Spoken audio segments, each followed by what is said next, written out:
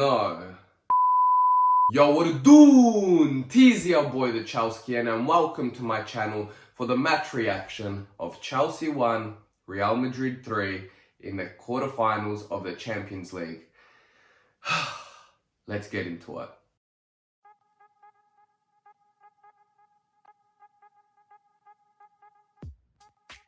I think this match is just one of those write-offs. Let me just say this. We had better possession, 57-43, and 12 more shots than them, 20-8. In my last video, I said Bruno Fernandes is in my top 5 most hated players of all time. And I don't know why, Karim Benzema is also in there. I don't know what it is, I just don't like the guy. He does my head in. I can't stand him. And then I was like, you know what? It's good Bruno didn't score a hat-trick against Macedonia. But then what happens next? Benzema scores a hat-trick against Chelsea. Bro, the players that I hate the most are like stalking me right now, I swear. Anyway, let's just get into the lineup. Mendy in goals, Christensen, Silva and Rudiger as the back three. James and captain Azpilicueta as wing-backs. Jorginho and Kante as the middle two, and a forward three of Pulisic, Mount and Havertz down the middle. And overall, I'm pretty happy with that. I got nothing against that. The only change that I personally would make is that Alonso should have been left wing back. I don't know whether that puts Azpilicueta centre back, right wing back. I don't really care. I just feel like as an attacking option, Alonso's the guy, in my opinion. But 'tis what it is. Now the first goal, as much as it burns me to say, came from a bit of brilliant interplay with Vinicius and Benzema gives a through ball to Vinicius, who ends up on the left wing, and he ends up giving a picture-perfect cross to Benzema, who heads it into the top left corner, and Mendy could do nothing about it. No hate. Yet. Then minutes later, in almost similar fashion, but this time Modric with the cross, finds Benzema in the box, and like the header looked identical to the first one, but it went to the other side, this time to the right-hand side of the goals. And again, Mendy could do nothing about it. No hate. Yet. In both those goals, Mendy couldn't do nothing. The positioning was okay for both goals, but I felt defensively we didn't mark him. Why is the most lethal striker in the world right now not being marked? Tell me. I don't know. Then, minutes before halftime, James passes it to Jorginho just outside the box, who gives, I believe, a first-time cross to Kai Havertz, and it was inch perfect because Carvajal nearly got his foot to it. But Kai Havertz smashes that into the right-hand side of the post, of the goal, not onto the post, my bad. And Snake Wa couldn't do anything about it. And I was so hyped and I was jacking myself up. I was so excited because before going into this match, I was like, Chelsea's gonna win this. 100% Chelsea's gonna win this match. So I got my hopes up, yeah? Mistake number 1, yeah?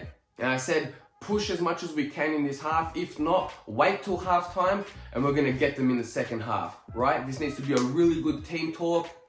Let's see how it goes. Then, bro, 45 seconds into the half, I don't know which player it was, I believe Casemiro, I forget who, sends a long cross down, like clearance-wise.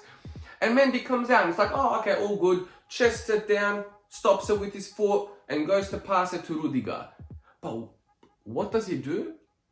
He taps it. He taps it, like he was right next to him. And then Rudiger tried to stop Benzema. Even Mendy tried to stop Benzema.